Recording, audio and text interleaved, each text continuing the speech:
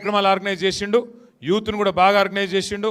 ఇప్పుడు కూడా మీతో నా రిక్వెస్టు, రేపు మున్సిపాలిటీలో కానీ మొత్తం మీ నియోజకవర్గంలో కానీ బ్రహ్మాండంగా మళ్ళొక్కసారి అందరినీ కలుపుకొని ఇప్పుడు మీరు కొద్దిగా ఓపిక పెంచుకోవాలి, జాగ్రత్తగా నడపాలి.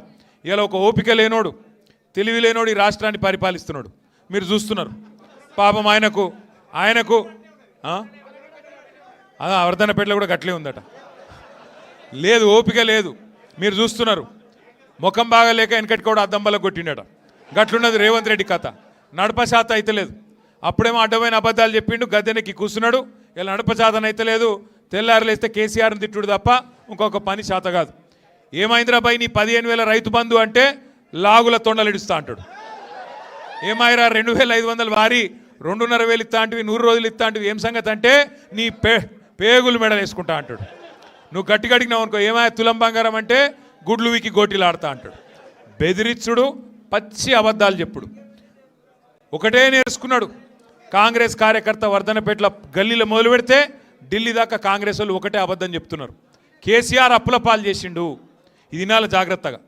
కేసీఆర్ అప్పుల పాలు చేసిండు అంటారు, మీరు జాగ్రత్తగా వినాలే, 10 మందికి చెప్పాలి. ఎంత దుర్మార్గమైన ప్రచారం అంటే పెద్దలు చెప్తారు, అబద్ధం చెప్పినా అతికినట్టు చెప్పాలి అని. ఒక మంత్రి ఏమో 6 లక్షల కోట్ల అప్పు అంటాడు, ఇంకో మంత్రి 7 లక్షల కోట్ల అప్పు అంటాడు, ముఖ్యమంత్రి ఏమో 8 లక్షల కోట్ల అప్పు అయింది అంటాడు. అసలు ఎంత అయింది అప్పు, కేసీఆర్ ఎంత చేసిండు అని చెప్పి ఒక బీజేపీ ఎంపీ మొన్న పార్లమెంట్లో బీజేపీ ప్రభుత్వాన్ని అడిగిండు. మీ దగ్గర మొత్తం ఉంటాయి కదా హిసాబ్ కితాబు, ఎందుకంటే మీ కిందనే ఆర్బీఐ ఉంటుంది, రిజర్వ్ బ్యాంక్ ఆఫ్ ఇండియా ఉంటుంది, అన్ని రాష్ట్రాల లెక్కలు వాళ్ళే చూస్తారు. మీ కిందనే కాగు ఉంటుంది, కాగు. మరి ఆ కాగు ఈ ఆర్బీఐ ఇద్దరితో మాట్లాడి మాకు వాస్తవం చెప్పుకొని కాంగ్రెస్ వాళ్ళ మాటలు మేము నమ్ముతలేమని చెప్పి ప్రశ్న వేసిండ్రు. వేస్తే కుల్లం మొత్తం విషయం బయటకు వచ్చింది. ఏం చెప్పింది ప్రభుత్వం, కేంద్ర ప్రభుత్వం, రిజర్వ్ బ్యాంక్ ఏం చెప్పిందంటే కేసీఆర్ గారు గద్దెనెక్కినాడు జూన్ 2, 2014 నాడు రాష్ట్రం నెత్తి మీద ఉన్న అప్పు 72,000 కోట్లు. కేసీఆర్ గారు గద్దె దిగినాడు డిసెంబర్ 3, 2023 నాడు 3,50,000 కోట్లు. అంటే 3,50,000 వెళ్ళి విరాసత్గా వచ్చిన 72 తీసేస్తే 2,80,000 కోట్ల అప్పు 10 ఏళ్లలో కేసీఆర్ చేసిండు. సరే చేసిండు 2,80,000 కోట్లు. ఏం చేసిండు కేసీఆర్? మరి అన్ని సగబెట్టిండు. ఏం సగబెట్టిండు? కాంగ్రెస్ వాడు ఆగం చేసి కరెంట్ ఇయ్యక సావగొట్టి అర్ధరాత్రి కరెంటు కోసం, అర్ధరాత్రి దొంగలు వచ్చే కరెంటు కోసం కావలగాసే పరిస్థితి నుంచి 24 గంటల కరెంటు రైతులకు ఇచ్చేతందుకు, ఫ్రీ కరెంట్ ఇచ్చేతందుకు 10 ఏళ్లలో 50,000 కోట్ల రూపాయలు ఉత్త కరెంటు కోసమే ఖర్చు పెట్టిండు కేసీఆర్. అట్లాగే 1,00,000 కోట్లు, 93,000 కోట్లు కరెక్ట్గా చెప్పానంటే కాళేశ్వరం లాంటి ప్రాజెక్టు కట్టి మొత్తం గోదావరి పరివాహక ప్రాంతంలో బెహతరీన్గా నీళ్ళు ఇస్తే ఇవాళ మొత్తం వరి ధాన్యం ఉత్పత్తిలో భారతదేశంలో నెంబర్ 1 రాష్ట్రం చేసిండు కేసీఆర్.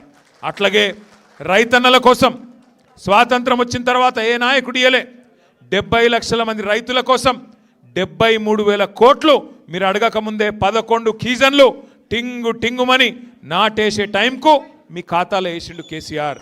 ఇంటింటికి నల్లబెట్టి 40,000 కోట్ల రూపాయలు ఖర్చు చేసి మరి బ్రహ్మాండంగా నీళ్ళు ఇచ్చిండు కేసీఆర్.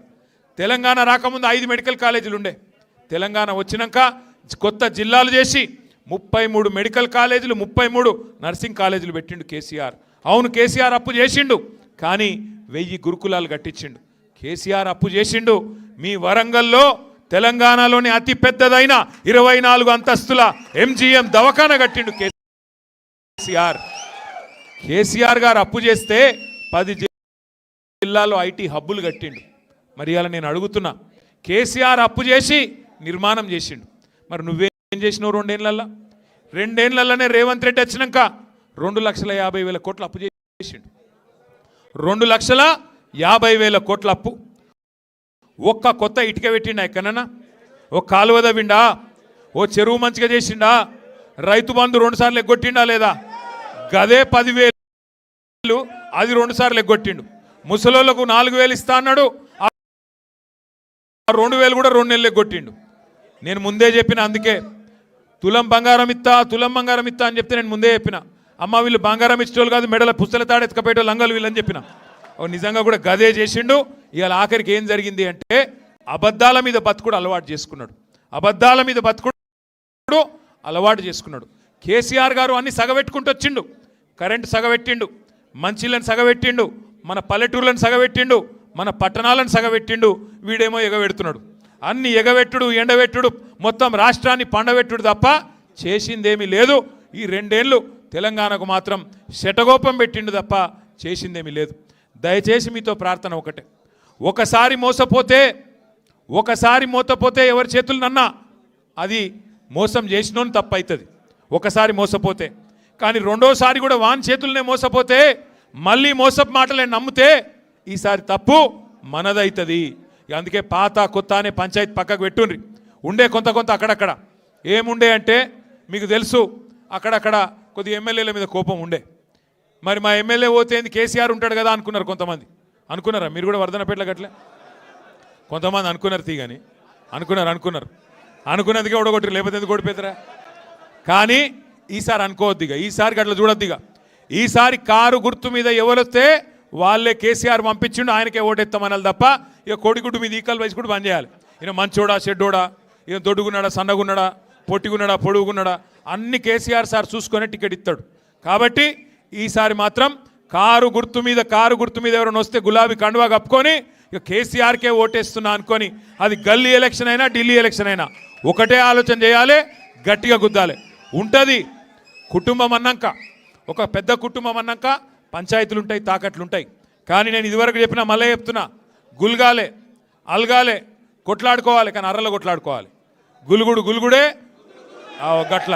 రేపు మున్సిపల్ ఎలక్షన్లా గుల్గాలే అలగాలే, కానీ బీఫారం ఇచ్చినాక మళ్ళీ కారు గుర్తు మీద ఎవరైనా కూర్చున్నాక ఇక పోయి ఒత్తుడే ఉండాలి తప్ప గుద్దుడే ఉండాలి తప్ప ఆగద్దు. దయచేసి మళ్ళీ చెప్తున్నా, ఈసారి వరంగల్లా 12కి 12 కొట్టాలి. మళ్ళీ బ్రహ్మాండంగా గులాబీ జెండా ఎగిరి కేసీఆర్ గారిని సీఎం చేయాలి. వర్ధన్నపేటలో బ్రహ్మాండంగా మళ్ళీ తిరిగి గులాబీ జెండా ఎగిరేయడానికి రమేష్ గారి నాయకత్వంలో, దయన్న మార్గదర్శకత్వంలో